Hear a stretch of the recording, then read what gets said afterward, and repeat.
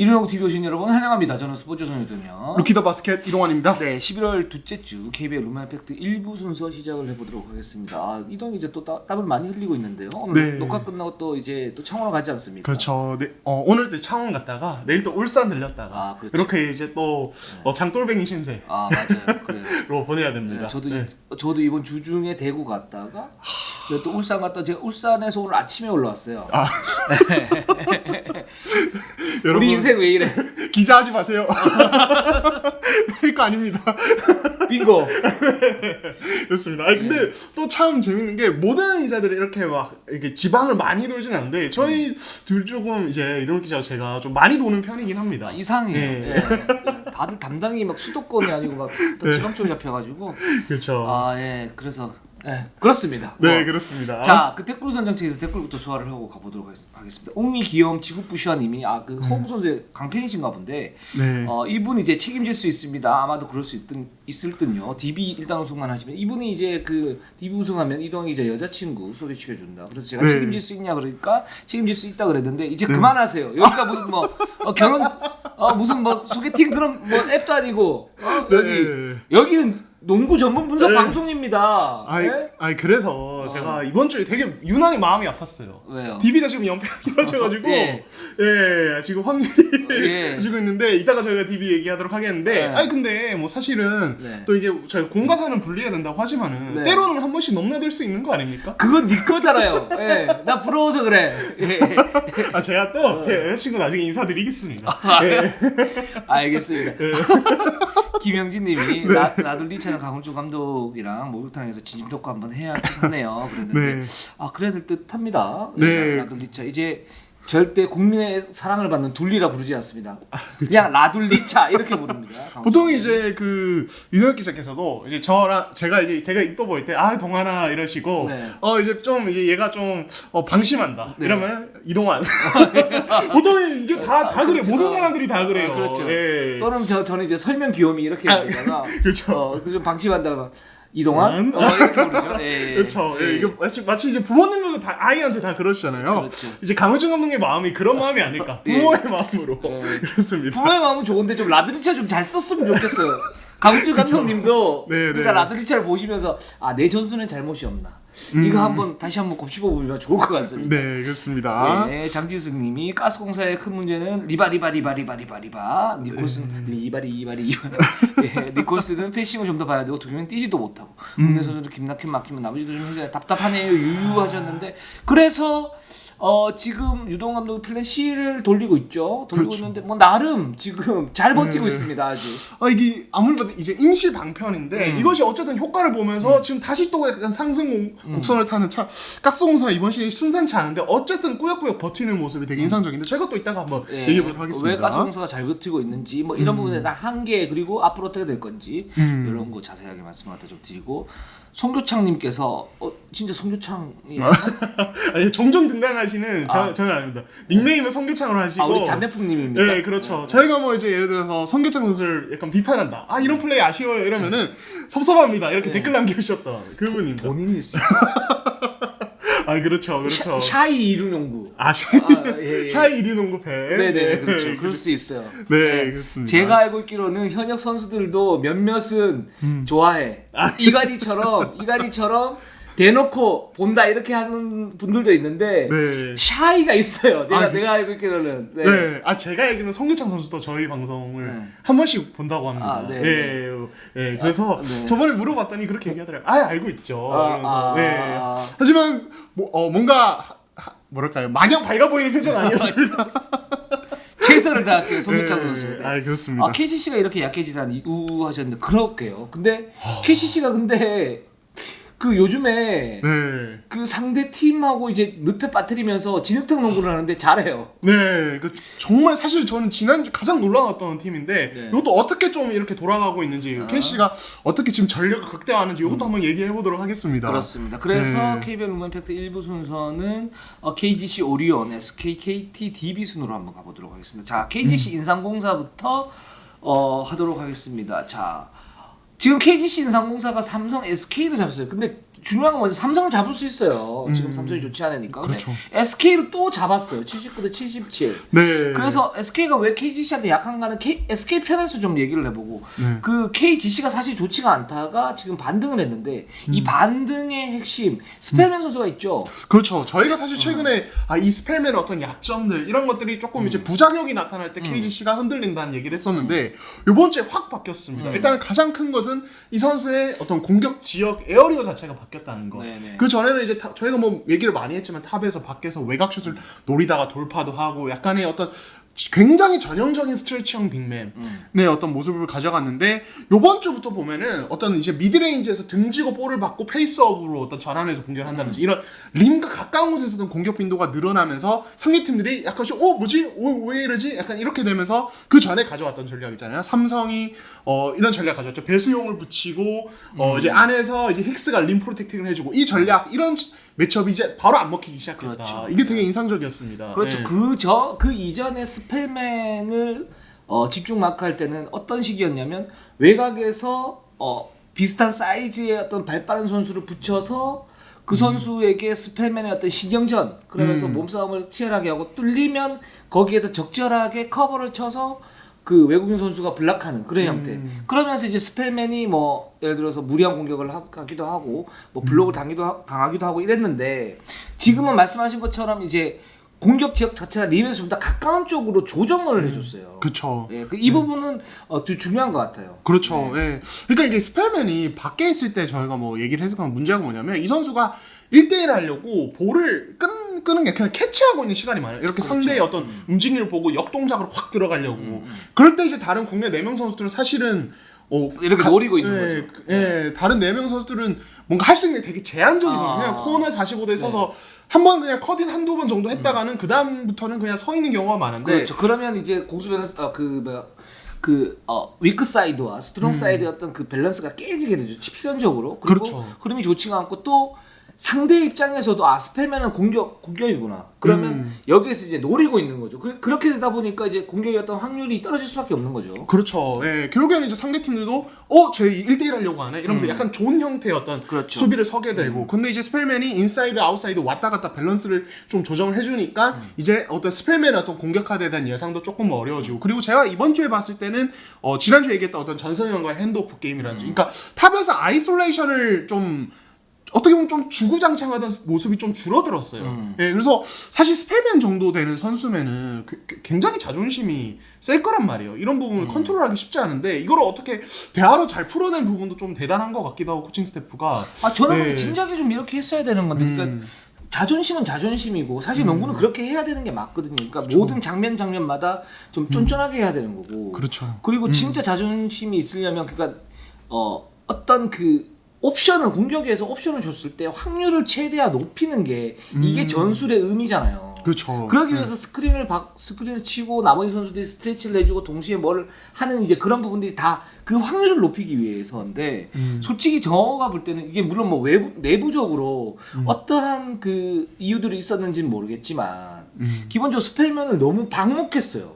초반에. 네. 방목하다 보니까 상대가 이제 거기에 맞는 이제 그 수비 전술을 갖다 들고 나왔고 수비 전술이 이제 들고 나오니까 거기서 수정을 했단 말이에요. 그 수정은 정말 잘한 거예요. 지금 잘한 거라고 보고 있고 물론 여기에서 뭐 문제점들이 뭐 미세한 문제점들이 있지만 큰 틀에서는 되게 잘했는데 근데 사실은 처음부터 저는 이 작업이 계속 있었어야 되는데 이게 너무 길었던 게 아닌가. 그래서 제가 계속 말씀드렸던 게 너무 1대1로 놔둔다. 차라리 스크린 플레이라든가 2대2 플레이에 대한 어떤 그 유기성을 좀 더 높일 필요가 있다라고 말씀을 드렸는데 그때부터 이제 스펠맨 파악법이 시작이 되면서 스펠맨 어떤 부진이 계속됐던 거죠. 그렇죠. 그러다가 지금 다시 이제 해법을 갖다 찾아낸 건데 어쨌든 지금 다행인 건 다행이라고 생각이 듭니다. 네, 그렇습니다. 그래서 뭐 사실 스펠맨이 이렇게 살아나면서 또 이제 저는 개인적으로 좀 인상적인 이 문성곤 선수. 네. 예, 지금 3점 성공률이 30% 후반대입니다. 네. 어제도 그렇고 이 선수의 그 어떤 가장 기본적인 어떤 공격 리바운드 가담, 풋백 득점, 수비 허슬 여기 지금 3점이 엄청 좋아지면서 인상공사 자체가 이제 이 스펠맨 쪽과 어떤 밸런스가 맞기 시작하면 사실은 굉장히 맞기 까다로운 팀이 되어가고 있다. 그래서 그렇죠. 이번 주 경기는 개인적으로 굉장히 인상적이었습니다. 네. 그렇습니다. 그리고 또 하나는 그런 부분도 있는 것 같아요. 삼성 같은 경우는 지금 좀 이제 컨디션이 많이 좀 떨어져 있는 김시라 힉스가 있기 때문에 이 선수들의 어떤 의존도가 좀 극대화되면서 좀 좋지 않은 모습으로 작년 이제 모습으로 회귀하는 그런 모습들이 있는데 그래서 삼성은 79대 75 고전 끝에 승리 갖다 거뒀죠. 그쵸. 근데 그리고 SK한테 승리를 갖다 거뒀단 말이에요. 근데 SK전을 이렇게 보시면 매첩 상성이 KGC가 나쁘지 않아요, 이 팀하고. 뭐 물론 나중에 다시 얘기를 하겠지만 그래서 지금 이제 2점차 승리 갖다 거뒀는데 저는 지금의 이 스펠맨 활용법 말씀하셨던 것처럼 좀 더 이제 림 근처에서 이제 확률 높은 게임을 하게끔 만드는 것 그리고 2대 공격을 할 때 스펠맨 혼자 그냥 아직도 놔두는 경우가 있거든요. 1대1 그냥 이렇게 해도 슛 뚝 던지고 그냥 나오는. 근데 그게 그쵸. 이제 흐름이 좋은 부분은 아니니까 거기에서 만약에 슛을 던지더라도 그 이전 작업 있잖아요. 그 이전 작업이 예를 들어서 누가 스크린을 받고 거기에서 나와서 오픈이 났을 때 던진다거나 아니면 반대로 스펠맨 스크리너가 돼서 거기서 타울 하든지 롤을 하든지 거기에서 패스를 받고 슛을 던진다거나 그러니까 자기가 이제 드리블을 하고 슛 던지는 것보다 그게 좀 더 나은 선택 같아요. 스펠맨의 지금 기량으로 볼 때는 이제 그런 작업들이 계속 이루어지고 계속 좀 안정화가 돼야 된다. 유지가 돼야 된다. 이런 생각이 좀 듭니다. 네, 그렇습니다. 네. 자, 그럼 이제 오리온으로 한번 오리온으로 볼게요. 한번 가보도록 하겠습니다. 네. 오리온이 지금 8승 4패 2위를 달리고 있고요. 예. KT전은 사실 되게 충격적인 패배였거든요. 저희 그렇죠. 이긴 봤는데 그러다가 이제 LG와 DB를 잡으면서 올라갔습니다. 근데 참 이 팀이 그러니까 그게 돼요. 지금 강팀끼리 어떤 매치업에서는 사실은 되게 맥없이 질 때가 많습니다. 맞아요. SK랑 KT 이런 팀들 만나면 맥없이인데 잡아야 될 팀, 전력상 잡아야 될 팀은 조금 고전을 하더라도 어떻게든 그래도 잡아가는 이 힘의 우위를 가져가는 모습이 되게 인상적이고 어제 DB전도 그랬죠. 그렇죠. 그게 이제 어떻게 보면 좀 냉소적으로 본다. 그러면 그냥 이길 팀 이겼네. 전력 괜찮으니까 이길 팀이. 근데 그 강팀하고 대결하면 완전 패하는 무슨 문제점이 되게 많네. 이렇게 볼 수 있고. 그렇죠. 좀 긍정적으로 보면 지금 아직 조직력이 완전치 않고 게다가 라둘리차가 헤매고 있는 라둘리차나 머피가 이제 기여도가 그렇게 많지 않은 그런 상태. 이런 상태에서 이정현이 들어와서 어떤 적응하는 그런 상태인데 그래도 꼬박꼬박 잡을 팀은 잡고 가네. 이런 시선이 갈릴 수 있을 것 같아요. 그렇죠. 예, 진짜 어떻게 보냐에 따라서 되게 다른데 근데 저는 그런 생각이 들어요. 요즘에 오리온을 보면서 이정현이 없었으면은 오리온이 이 이제 약팀들과 상대적으로 전력이 아래에 있는 팀들과의 경기도 한 번씩 지는 경우들이 있었겠구나. 그러니까 그렇죠. 지난 시즌 사실 오리온이 그런 접전 승부에서 너무 약해서 되게 문제가 많이 됐었잖아요. 사실은 그걸로 까먹은 승수가 한 4, 5승 될 것 같은데 그런 4, 5승 넘죠. 예, 제가 그때 계산을 해봤는데 5점 차 이내의 승부에서는 거의 승률이 1할 땐가 그랬었어요. 거의 막 1승 9패 막 이랬던. 네. 근데 이정현이 오면서 그러니까 이 선수가 대학 때부터 클러치 강했는데 이 모멘텀을 바꾸는 역할을 정말 잘해줘요. 사실은 어제 디비전 같은 경우는 이대성, 머피 할로웨이가 빠졌기 때문에 사실 저도 이상하지 않았습니다. DB 분위기가 아무리 안 좋아도. 근데 이정현이 이제 그 어떤 4쿼터 중반부터 어떤 클러치 상황에서 어떤 스위치 수비를 그냥 1대1로 그냥 공략해버린다든지 수비를 계속 찢어버리는 이런 모습을 보여주면서 모멘텀을 한번 넘어가려고 하면 이정현이 가져오고 이게 되게 크거든요. 그래서 이 오리온의 갑작스러운 이 클러치 안전이 이게 되게 좀 솔직히 말씀드리면 이게 어떤 오리온의 어떤 전략적인 변화가 작동을 했냐 이거보다는 어떤 이정현의 힘이 되게 크다. 그렇죠. 개인적인 어떤 능력 이런 부분 때문에 사실은 이승현도 살고 팀 전체적으로 이제 흐름이 살고 있다 이렇게 보시는 거죠. 그렇죠. 예, 그러니까 이 이정현 선수의 개인 역량이 엄청난 영향을 미치고 있다는 생각이 들어요. 정말 대단한 신인 같아요. 저는 보면 볼수록. 네. 그렇습니다. 그래서 저도 이제 여기서 복합적인 생각이 드는데 일단 오리온 같은 경우에는 지금 KT한테 81대 96으로 패할 때는 정말 그냥 모든 게 다 깨졌어요. 그렇죠. 이정현도 안 보이고 이승현도 안 보이고 외국인 선수는 막 할 것도 없고 그렇다고 이대성이 잘하는 것도 아니고 그러니까 이 팀 자체가 완전 무너져요. 그래서 어떤 생각이 드냐면 이 팀이 지금 이런 식으로 가면 플레이오프 때는 외국인 선수를 어떤 교체하지 않는 한은 그러니까 외국인 선수가 예를 들어서 라드리차가 1옵션인데 특급 외국인 선수를 갖다 데리고 와서 정말 재능 농구 이걸 하지 않는 한은 플레이오프에서 굉장히 힘들 수 있겠다. 저는 그렇죠. 이런 생각이 들었었고 그러면서 이제 LG DB를 잡고 갈 때 여기서 이제 이정현이 보였던 거죠. 그렇죠. 이정현이 보였는데 그래서 오리온은 저는 그 부분은 지금도 생각은 변함은 없어요. 지금 어떤 부분이냐면 이 팀이 강팀하고 대결을 할 때 어떤 그 전력의 한계가 나오는데 이 부분은 제가 볼 때는 코칭 스태프도 좀 각성을 해야 되는 부분이고 그 선수들도 지금 좀 보여줘야 되는 부분이 있고 외국인 선수를 교체해야 되는 그런 어떤 그 시급 그 약점 이런 부분이 좀 있구나. 그래서 요걸 네. 지금 고민을 해봐야 될 것 같고요. 오리온 같은 경우에는.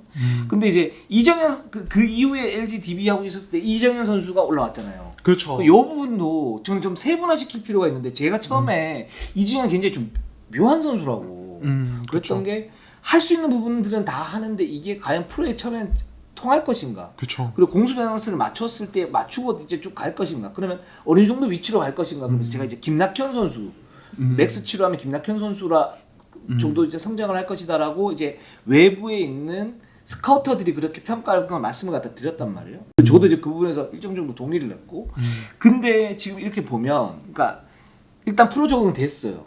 그리고 예상보다 잘해요, 굉장히. 그렇죠. 그리고 재능이 있어요. 근데 여기에서 그러니까 이제 이정현 선수가 여기에서 이제 확실히 주전급 가드로서의 어떤 입증은 돼 있고 여기에서 좀 더 가서 이제 베스트 5급 요 정도로 갈 수 있다 충분히. 근데 그 이상의 어떤 부분들이 생기겠느냐라고 봤을 때 예전에 대표팀 갔을 때 김상식 감독 그때가 한 2년 전인가 갔을 때 이정현 선수가 이제 좀 큰 선수들 맡았을 때 큰 선수들하고 이제 대결을 했을 때 그때 아무것도 못하고 왔거든요. 그래서 이정현의 어떤 장단점이 뭐냐라고 해서 얘기를 했을 때 사이즈가 일단 작은데 그 부분에서 재간이 분명히 있다. 그러나 그걸 이제 어떤 사이즈의 어떤 열쇠를 넘어설 만한 그런 이제 어떤 재간이나 그 부분은 아니다. 그래서 그런 부분에서 한계가 좀 있는 것 같다라고 그 평가를 했었었고 그 이후에 그 이전과 어떤 그 차이점을 봤을 때는 저는 그렇게 커 보이지도 않았어요. 그러니까 뭔가 이제 이 선수가 확 이렇게 그 특별한 어떤 테크닉을 갖다가 장착했냐. 그 예전 연대 농구 할 때 나 지금이나 전 비슷한 느낌이라고 봐요. 예. 괜찮은데 아주 좋은데 근데 여기에서 더 올라갈 수 있겠느냐. 실링 자체가 그걸 봤을 때는 저는 아직까지도 좀 더 봐야 되긴 한다. 근데 이게 왜 중요하냐면 오리온이 그런 플레이오프를 갔을 때 이장년이 성장을 해서 플레이오프를 갔을 때 과연 뭐 KT라든가 SK라든가 이렇게 좀 이렇게 탄탄한 팀을 만났을 때 깰 수 있느냐 없느냐 할 때 이장년이 신무기가 될 수 있느냐 없느냐 이 부분하고 같이 연결이 되잖아요. 그렇죠. 이제 그 부분을 갖다가 좀 더 지켜볼 필요는 있는데 그거는 저는 이제 반반이다. 그러니까 평가를 보면 막 이런 느낌이 듭니다. 네, 좋습니다. 네. 그래서 이정현이 잘하긴 하는데 여전히 전 묘해요. 네. 네. 아직 뭔가 그러니까 사실 뭐 시인에게 조금 저희가 되게 기대치를 높게 가져가는 것도 그렇게 있긴 생각할 수도 하지만은, 있죠. 예. 네, 근데 사실 너무 잘하다 보니까 이제 보는 사람도 자꾸 어디까지 갈까 약간 이렇게 되는 거죠. 저도 이제 그런 생각이 들고 어떤 부분이 잘하냐면 DB하고 93대 80으로 승리했는데 이건 지난번에 승리를 했을 때 사실 이정현이 호응을 맡으면서 공격에서 제 역할을 해주고 그러니까 공수 밸런스가 잡혀있는 가드라는 거죠. 이 부분은 그쵸. 굉장히 가치가 높은 거고 그렇죠. 예. 네. 그리고 이제 언뜻 보이는 그 어떤 안정감이 있어 2대3하고 비교를 하면 그렇죠. 그리고 예. 이승현 선수의 어떤 시너지도 좀 더 많이 나는 것 같아요. 자세히 보시면 그러니까 DB나 LG는 이길 수 있는데 근데 이 부분이 과연 강팀하고 했을 때 이 부분 발현이 될까? 그쵸. 예. 이 부분 좀 지켜봐야 될 것 같아요. 네, 너무 냉정하게 보는 걸 수도 있어요. 있는데 되게 좋은 가드입니다. 저희는 잘하는 선수한테 더 냉정합니다. 그리고 예전에 보면 변준영 선수, 양홍석 선수 이런 선수는 더 오히려 이런 부분 아쉽다 이런 얘기 되게 많이 했었거든요. 지난 시즌에 정말. 이게 우리 전략적인 거예요. 잘하는 선수를 너무 잘한다고 칭찬하면 원오브 댐밖에 안 돼요. 그렇죠. 그럴 때 이 부분에서는 뭐 어떤 약점이 있다 이렇게 얘기를 해야 좀 더 어떤 차별성이 보인. 그렇죠. 그러다 우리 욕 먹을 수 있지만. 그렇죠. 그 선수는 저희가 싫으실 수 있겠지만, 저희는 그래도 괜찮거든요. 욕 먹는 게 일상이라.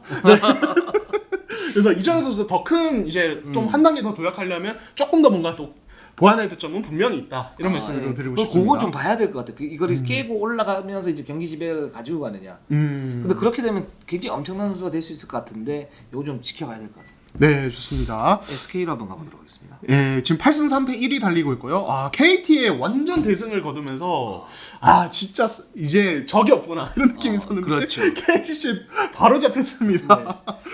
이 팀이 그러니까 저희가 계속 얘기를 하고 있는데 언뜻 불안한 때 그 모습이 자꾸 나와요. 예. 근데 KGC한테 올 시즌에 2번 못 드셨어요. 그렇죠. 그것도 이제 좀 흐름이 좋다가 KG한테 잡히고 흐름 좋다가 KG한테 잡히고 이렇게 돼 있는데 근데 이게 왜 그러냐 봤을 때 제가 볼 때는 첫 번째는 그 매치업 상성이 있어요. 상성.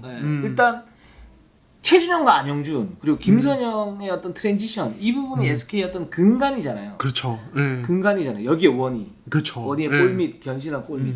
근데 이 부분이 KGC에서는 잘 안 통해요. 문성곤 전성현이 있으니까 스피드나 높이에서 별 차이가 없고. 그렇죠. 그리고 김선영들을 막을 수 있는 변주영도 있고 또 KGC 어떤 그 수비가 굉장히 압박이 세지 않습니까? 이제 이런 부분 때문에 SK가 좀 덜커덕 거리는 면. 그리고 또 하나는 스펠맨이 기본적으로 SK를 만나면 원희의 높이와 골밑을 제어를 하면서 이 SK의 어떤 그 최준영 선수의 단독 속공이라든가 뭐 안영준 선수의 속공 이런 부분들을 골밑에 딱 이렇게 박혀 있으면 다 제어를 해버려요.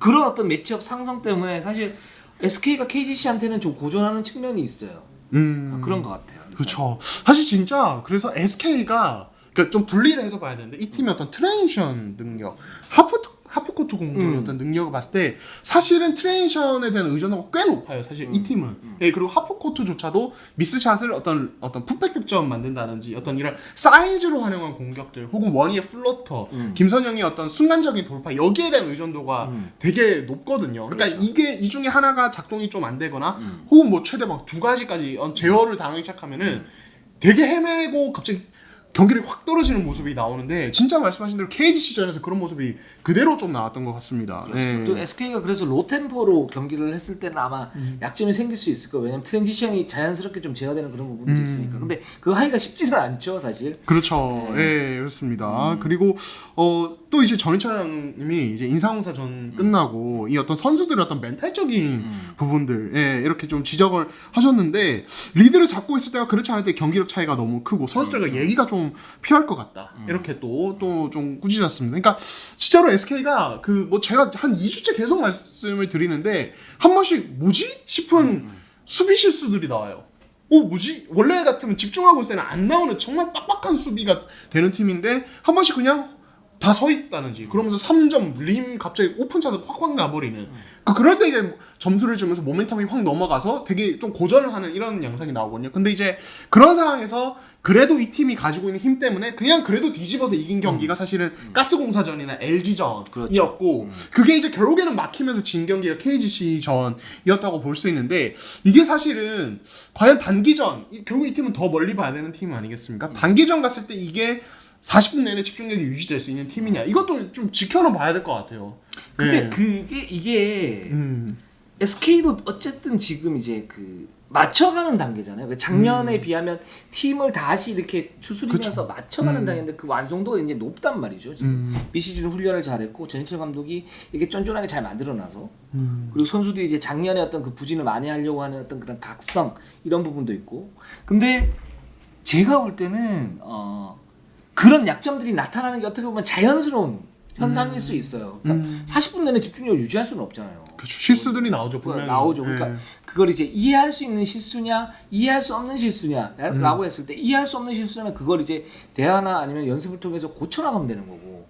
근데 여기서 전지현 감독이 요즘에 계속 보면 이제 이렇게 얘기를 하죠. 그러니까 좀 뭔가 이제 아직도 그 집중력이 떨어지는 부분이 있다. 그리고 선수들한테 뭐라고 좀 쓴소리를 해야겠다. 이런 얘기들의 어떤 빈도가 조금 늘어나죠. 맞아요. 제가 볼 때는 지금 8승 3패 1위지 않습니까? 그냥 내부적으로 다 잡으려고 하는 어떤 정치적인 제스처가 섞여 있는 것 같아요. 의도적으로. 네, 그런 그런 감독분들이 계시거든요. 그러니까 이제 잘 나가요. 잘 나갈 때 부지불식간에 그 해이한 어떤 그런 부분들이 나오거든요. 나올 수밖에 없잖아요. 그렇죠. 우리도 왜 뭐 예를 들어서 한 10만, 20만 찍어 유튜브.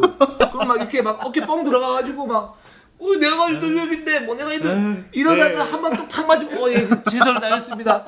이게 반복되는 거거든요. 그렇죠. 사람은 어쩔 수 없어요. 사람은 그럼요. 어쩔 수 없어. 그럴 때 이제 좋은 리더는 와서 딱 이렇게 얘기 딱 해주는 거죠. 야 너네 뽕 너무 많이 들어갔어. 너네 뽕 너무 많이 들어갔어. 네. 뽕 빼. 그렇죠. 너네 잘하고 있다고 생각해? 뭐 이런 식으로 하는 거잖아요.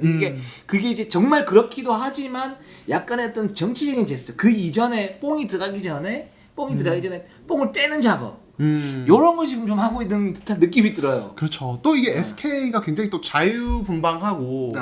그런 이제 또 자신감 넘치는 그런 문화가 있기 때문에 그게 좀 근저에 깔려 있잖아요. 네, 이게 그렇죠. 나쁜 건 아닌데 나쁜 건 아닌데 양날의 검일 수 있죠. 그렇죠. SK 특성이기 때문에 그게 좀 더 좀 다른 팀들에 비해서 약간 더 잘 발현이 된다고 해야 될까? 그런 특성이 부지부식간에 말씀하신 대로. 그래서 그런 부분을 또 의도적으로 잡으려고 하시는 걸 수도 있고. 그리고 저는 이제 최근에 보면은 저희가 뭐 SK 막을 수 없는 옵션들 얘기를 할 때 최준용 원희의 2대2에 네. 대해서 또 얘기를 했었는데 최근에 보면 이제 상대 팀들이 이제 여기에 대해서 좀 준비를 해오는 느낌이 들더라고요. 예를 들어서 최준용 원희가 2대1하면 스위치를 한 다음에 사실 최준용이 거기서 했던 풀업적 미드레인 점퍼 이게 자체가 엄청 확률이 높지도 않은데 여기에 대해서 압박을 강하게 하면은 최준용이 약간씩 이제 밀려나가면서 약간 불안한 부분이 생긴다든지 그리고 이제 그 1라운드 막판부터 최준용, 최부경, 원이 이렇게 같이 뛰는 프론트코트 3명을 같이 쓰거든요. 이거 높이를 극대화하는 거죠. 안영준 2번, 김선영 1번 이렇게 가는데 이때 뭔가 약간씩 불안한 게 있어요. 제가 봤을 때 경기력이. 예. 그래서 이 라인업 어떤 활용에 대해서도 아마 감독님 비롯한 코칭 스태프도 고민을 많이 하실 텐데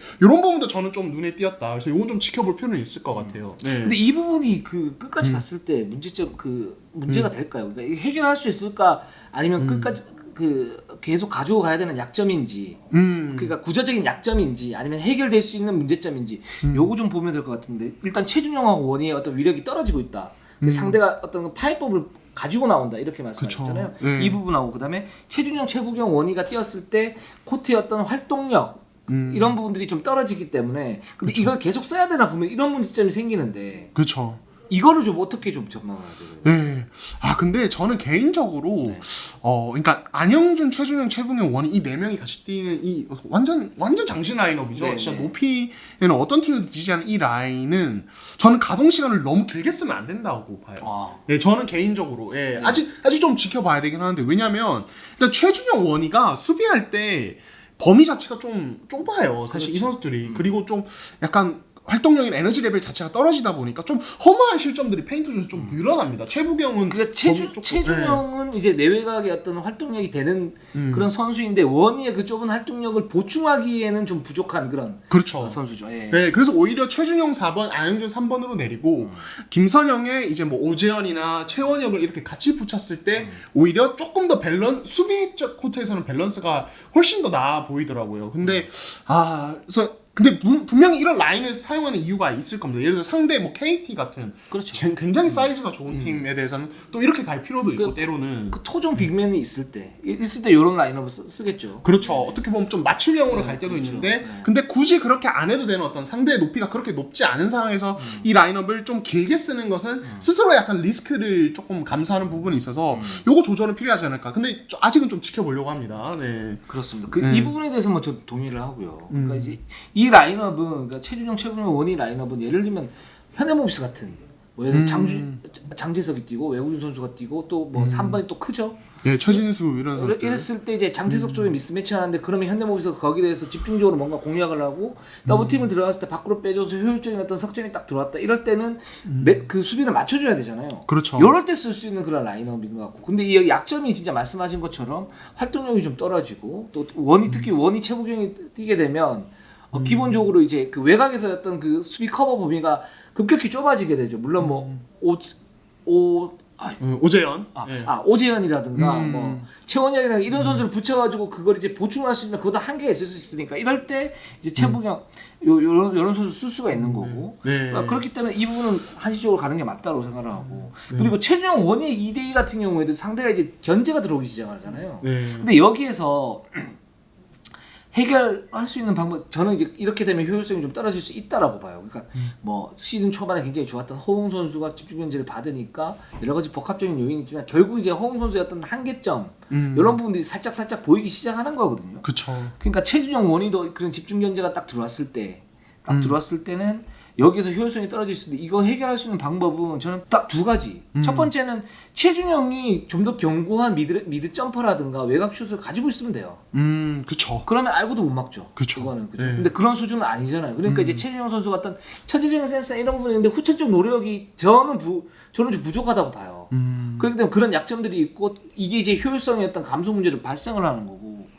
두 번째는 이 조합을 최준용 원희의 조합을 그러니까 적재적소에 쓰는 거죠. 전희철 감독이 잘하는. 그렇죠. 네, 그러니까 이걸 이제 메인으로 쓰지 말고 적재적소에 그냥 딱 포인트 때 또는 상대에 따라서 이런 최준용 원희를 같이 막을 수 없는 그런 조합들. 뭐 예를 들어서 빅맨인데 둘 다 발이 느려. 그러면 이 조합이 좀 더 자유롭게 쓸 수 있겠죠. 이럴 때만 쓰는 거죠. 그 두 가지 방법이 있는데 그래서 이 부분은 좀 계속 지켜보면 좋을 것 같아요. 네. 이게 해결이 될 수도 있고 안 될 수도 있으니까 SK 경기에서는 어떤 그 경기 포인트 중에 하나가 되지 않을까라는 생각이 듭니다. 네, 좋습니다. 네. 자, 그리고 KT. 네, KT로 한번 가보도록 할게요. 네, 지금 8승 4패 2위에 올라 있고요. 오리온의 대승을 거뒀고 또 SK 대패를 당했는데 KCC에 어제 정말 라렌의 역전 덩크슛으로 신승을 거뒀습니다. 저는 그 버즈 밑에 걸린 줄 알았어요. 저도요, 처음 봤을 때는 저거 왜 덩크를 했을까 그냥 올려놔 버리지 생각했는데 와 진짜 0.1초 남기고 들어갔더라고요. 라렌의 팔이 잘랐어. 그렇죠. 정말 이번 시즌 어떤 역사에 남을 버저비터 또 하나 나왔던 것 같은데 근데 저는 이제 최근에 이 라렌 쪽의 이대 저희가 너무너무 많이 얘기하고 있는데 이게 참 KBL이 재밌는 게 2라운드가 되면은 공략법을 가지고 나옵니다. 이제 팀들이 그렇죠. 뭐 SK도 마찬가지고 저희가 뭐 허웅 얘기하는 거 다 같은 맥락이에요. 사실은 이제 맞아요. 준비를 다 하기 시작하는데 그렇죠. 이 라렌에 대해서 되게 이제 지금 KT도 그렇고 SK도 그렇고 KC도 그렇고 이 라렌의 픽앤팝에 대해서 극단적인 스위치 수비를 가지고 나와요. 특히 KCC전 보면은 예를 들어서 이제 정성호와 라렌이 2대2 게임을 한다. 이러면은 정성호의 마크맨이었던 유현준이나 김지한이 스위치 수비로 그냥 라렌에게 붙어버려요. 맞아요. 그리고 그 다음에 라렌이 이거 미스매치를 자리를 잡으려고 하면은 이제 엔트리 패스 노린 타이밍 기다렸다가 이정현이나 김지한 쪽에서 협력 수비 가서 볼 끊어내고. 예. 그러니까 근데 이게 지금 KT가 여기에 대해서 해법을 찾아야 될 것 같아요. 아니면 라렌 효율이 확 떨어질 가능성이 있어요. 사실은 KCC전 잘했다고는 하는데 이 경기는 사실 KCC 현재 높이를 고려하면 그 정도 어떤 득점력은 나와줘야 되는 부진했던 경기죠 사실. 네, 사실 그런 게 있었던 것 같고 SK전은 완전히 잡아먹혔거든요. 그러니까 예를 들어서 뭐 김동욱과 이제 라렌이 2대1 하는데 스위치를 해서 최준영이 라렌에게 붙어버리고 라렌은 이제 거기서 이제 자리 잡는데 시간 되게 많이 걸리는 선수잖아요. 이 선수 되게 좀 느리단 말이에요.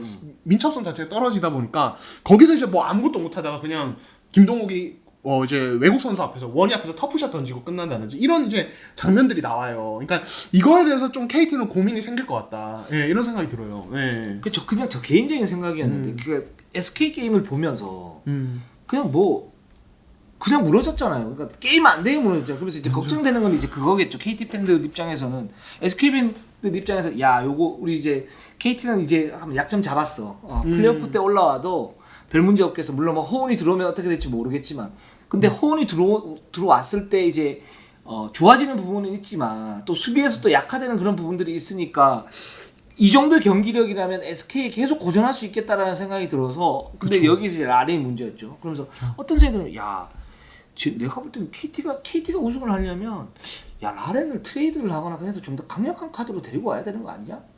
이런 생각이 저는 자연스럽게 들었어요. 그렇죠. 예, 저는 이거 개인적인 생각인데 트레이드 한다면 니콜슨이 정말 잘 어울릴 것 같아요. 저는 그래서 어떤 생각? 저는 아이자이 힉스. 근데 아이자이 힉스하고 이렇게 한다 그러면 삼성이 안 하겠죠? 그렇죠. 그럼 뭐 선수를 얹어줘야 될 거 아니야. 그렇죠. 근데 여기 이제 좋은 선수들이 많잖아요. 그렇죠. 국내 카드가 정말 많죠. 그렇죠. 삼성은 사실은 이제 윙 자원이 나쁘지는 않지만 뭔가 모르게 부족하잖아. 그렇죠. 그 지금 이제 12월 되면 한의원도 전역을 하고 이제 사실 이 KT만큼 국내 선수 사실 SK보다 더 두터워요 KT가. 그러니까 KT에서 지금 놀고 있는 우리 빅맨들이 좀 있단 말이죠. 하윤기가 들어오면서 이제 김민욱이라든지 뭐 김현민이라든지 김현민은 나오기는 하지만 이제 활용도 좀 적은 그런 외국선. 근데 지금 삼성이 애타게 찾고 있는 게 누굽니까? 빅맨이잖아요. 그렇죠. 활동력 있는 빅맨. 그렇죠. 전 그래서 만약에 KT가 우승하면 라렌 갖고 될까? 그러니까 라렌 갖고 안 되니까 이걸 뭐 다른 이제 좀 더 강한 카드를 가지고 오든가 아니면은 지금 기존에 있는 선수들 중에 특급 외국 선수와 바꾸면서 뭔가 트레이드를 하거나 이렇게 해야 되는 거 아닌가? 이런 생각이 저는 그냥 들었어요. 그러니까 이게 KT 입장에서 조금 부담이 되는 게, 그러니까 사실 그 이제 현장을 가면은 오리온 가면 이제 라둘리차 얘기 반드시 무조건 나옵니다. 질문 1번이에요. 질문 1번이 라둘리차. 근데 KT는 요즘에 라렌 질문이 1번이에요. 라렌 얘기가 무조건 들어갑니다. 경기 전후 인터뷰. 그 정도로 지금 라렌이 굉장한 이슈이고, 이게 어떻게 보면 이제 되게 고민거리죠. 지난 시즌도 박지원이었었고. 그러니까 저는 이거를 약간 빨리 좀 뭔가 라렌을 진짜 제대로 살려주던가, 아니면은 제 생각에 좀 과감한 어떤 선택이 필요하지 않을까. KT 정도 되면 사실은 라렌이 빠져나갔으니 우리 팀의 근간이 흔들려, 이런 느낌을 줄 팀은 아니거든요. 그렇죠. 오히려 뭔가 맞는 외국인 카드를 찾는 게 좀 더 그렇죠. 적합하다. 예, 그런 생각이 들더라고요. KT는 다른 거에 대한 어떤 틀은 다 잡혀져 있으니까 뭔가 끼워야 되는데 이 라렌을 이제 끼웠단 말이죠. 라렌이 끼웠을 때 이게 좀 뭐랄까 효율성이 그렇게 좋지는 않은 느낌, 그냥 평균 정도? 그냥 뭐 KCC 전에서는 사실 라렌이 굉장히 잘했어요. 근데 지금 이제 KT가 초점을 맞춰야 될 부분들은 KCC를 뭐라고 그러는 거 아닙니다. KCC는 지금 이제 주력들이 많이 부상을 당하고 있으니까 KCC는 그냥 이길 수 있는 팀이에요. 여기에서 뭐 20점을 넣든 30점을 넣든 그렇게 큰 의미가 없어요.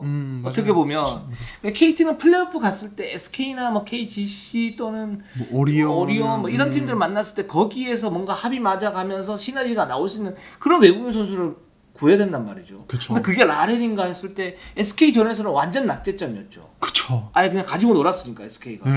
그리고 라렌이 지금까지 보여준 것도 보면 작년에 부상당하고 나서 지금 활동 자체가 제가 볼 땐 좀 떨어져 있고, 맞아요. 골 밑에서 어떤 존재감은 있지만 탑을 해가지고 슛을 던지는 걸 선호한단 말이죠. 근데 그 부분도 사실 어떻게 보면 좀 안정적이진 않아요, KT가. 그렇죠. 그래서 이 라렌 좀 이제 딜레마가 있다. 라는 생각이 듭니다. 네, 좋습니다. 네. 그래서 이 부분을 SK 다음 SK전이 어떻게 될지 모르겠고, 뭐 허훈 선수가 들어왔을 때 또 봐야겠지만, 그렇죠. 이런 식으로 잡히면 KT 입장에서는 좋을 게 없다. 근데 8승 4패 2위다. 왜 우리가 2위 팀을 비판하고 있는 거죠? 저희가 지금 SK, KT, 오리온 탑3를 예. 간략하게 비판하고 있습니다. 예. 원래 잘하는 팀들은 더 부스트 달라고 그렇죠. 주말 가편 아닙니까? 그렇죠. 예, 저희가 원래 강자에 강하고 그렇죠. 약자에 약합니다. 그럼요. 예. 우린 양아치가 아니야. 그렇죠. 이리농구가 그렇습니다. 네. 자, DB로 한번 가보도록 하겠습니다. 네. 자, 우리 DB. 네, 그렇죠. 바로 이제 또 우리 예, 약해지는데 5승 6패 7위입니다. 가스공사한테 80대 84 패했고 오리온한테 졌습니다. 네, 지금 4연패 당하면서 벌써 승률이 그냥 5할 밑으로 내려가 버렸는데 지금 오리온전에서 정말 좀 예상 못한 변수가 또 메이튼이 또 부상을 당해서 그렇죠. 제대로 뛰지를 못했어요. 지금 그 전에는 발목이었는데 이번에는 발 그 끝에 발날이라고 하더라고요. 네, 그래서 네. 오늘 이제 검진을 할 텐데 지금 메이튼이 또 예를 들어서 더 이탈을 하게 된다든지 이렇게 되면은 지금 DB 현재 상황을 약간 극복하기 쉽지 않은 그런 그림이 되지 않을까 하는 걱정이 많이 듭니다. 네. 그렇습니다. 메이튼 선수가 딱 들어왔을 때 저는 이제 이 옵션을 굉장히 잘 뽑았기 때문에 레나드가 사실 이제 그 관계자들도 뭐라 그러냐면 파워가 리그 최상급이다 이 선수는. 그러니까 뭐 예를 들어서 저 누가 뭐 니콜슨 같은 선수들이나 아니면 뭐 얼클락 이런 선수도 툭툭 튕긴다. 그렇죠. 그렇기 때문에 레나드가 무섭다. 그러니까 메이튼이 여기서 1옵션으로서 한 25분 정도 뛰고 나머지 15분은 레나드한테 맡기면 되니까 그래서 외국인 선수 조합이 괜찮다 이렇게 봤는데 뭐 메이튼이 이탈을 해보면 레나드만 주구장창 쓸 수는 없잖아요. 그렇죠.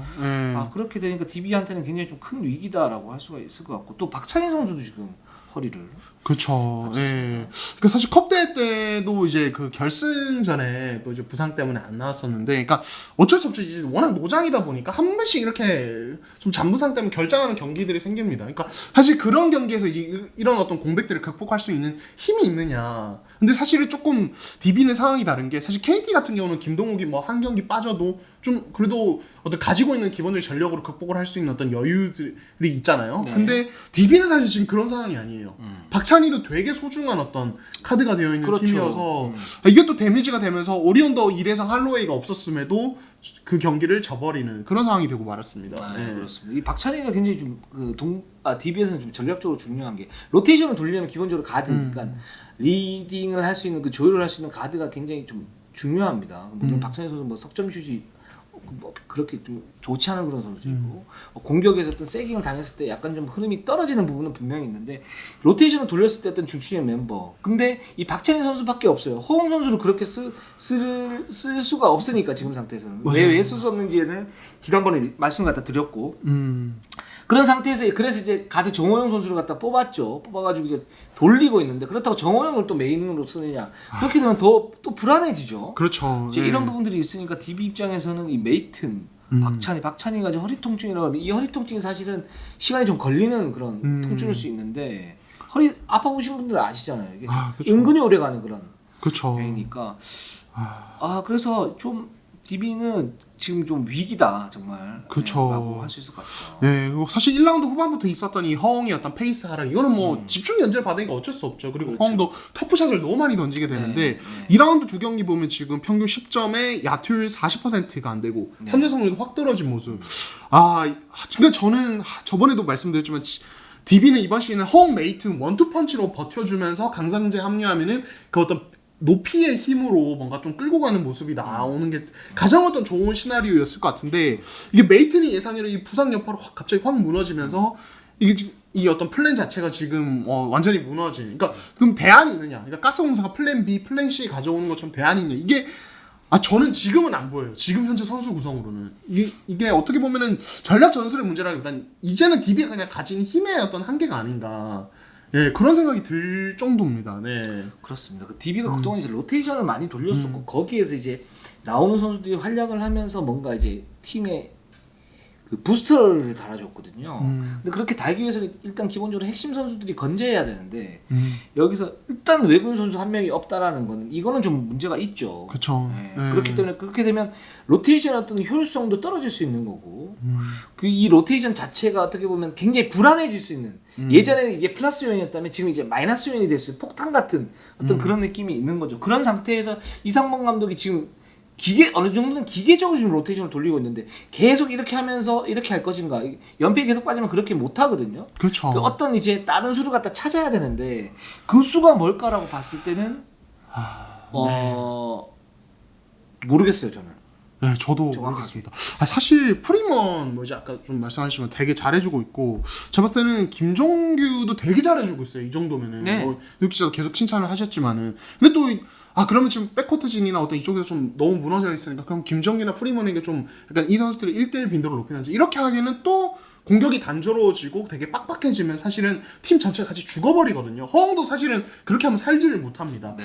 그렇게 되다 보니까 제가 봤을 때는 지금 이제 DB가 그 11월 중에 그 이제 대표팀 휴식기 한 2주 정도 있거든요. 네. 그때까지 한 5경기가 이제 있습니다. 강상재 전역을 기다릴 수 있을 때까지 요 때를 조금 이제 좀 그때까지만 좀 어떻게든 버티는 게 현재 일단은 그죠. 예, 답인 것 같아요. 그러니까 지금 5할 밑으로 내려갔지만 약간 그 마지노선에서 왔다 갔다 하면서 어떻게든 꾸역꾸역 한 경기 한 경기 전력을 다해서 1승이라도 더 챙기는 현재로서는 답일 수밖에 없는 것 같아요. 그렇죠. 네. 저도 그거밖에 없는 것 같은 게 이걸 어떻게 하든 예를 들어서 5경기에서 2승 정도를 목표를 한다. 그럼 저는 성공이라고 봐요. DB는 지금.